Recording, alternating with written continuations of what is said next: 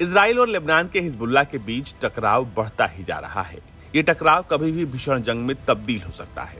ऐसे में इजराइल के रक्षा मंत्री योव गैलेंट ने लेबनान से लगती सीमा का दौरा किया और सैनिकों से मुलाकात कर ताजा हालात का जायजा लिया है।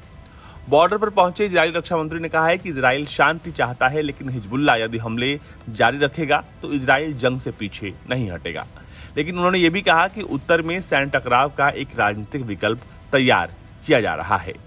रक्षा मंत्री योव गैलेंट ने कहा कि हमारे विकल्प महत्वपूर्ण है, हम दोनों पर काम कर रहे हैं। पहला कि सख्त सैन्य बल को तैयार करना, दूसरा राजनीतिक विकल्प तैयार किया जा रहा है। यह हमेशा बेहतर होता है। हम युद्ध नहीं चाहते, लेकिन मजबूर किया गया तो किसी को छोड़ेंगे नहीं। पिछले साल 7 अक्टूबर को इजराइल पर हुए हमास के हमले के बाद से ही लेबनान बॉर्डर पर भारी बमबारी का दौर जारी है। इजराइल की सेना जहां लेबनान के अंदर घुसकर हिजबुल्ला के ठिकानों पर बमबारी कर रही है, वहीं जवाबी कार्रवाई के तहत हिजबुल्ला भी रॉकेट की बारिश कर रहा है। हिजबुल्ला के हमले की वजह से इजराइल के कई शहर और गांव पूरी तरह से खाली हो चुके हैं।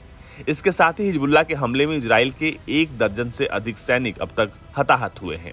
वहीं इजरायली हमले में लेबनान के 200 से ज्यादा लोग मारे जा चुके हैं। उधर इजरायली सेना ने गाजा पट्टी में एक बार फिर से जबरदस्त बमबारी की है। इजराइल के ताजा हवाई हमले में 7 लोगों की मौत हुई है, जबकि कई लोग घायल हैं। वहीं रफा में इजरायली सैनिकों ने हमास को निशाना बनाकर हमला किया है। इसमें 3 आपातकालीन कर्मचारियों की मौत हो गई है। गजा के रफा इलाके में इजरायली सैनिकों ने हमास आतंकियों को निशाना बनाकर हमला किया, लेकिन इस हमले में आपातकालीन सेवा के 3 कर्मचारियों की मौत हो गई। दरअसल ये हमला अल नुसरत कैंप को निशाना बनाकर किया गया था, जहां पर हमास के आतंकियों के छिपे होने की सूचना मिली थी। पिछले 8 महीने से गाजा में जारी हमलों की वजह से हालात बेहद भयावह हो गए हैं। गाजा में भोजन, बिजली, पानी की भारी किल्लत है। इसकी वजह से लोग इधर उधर पलायन कर रहे हैं।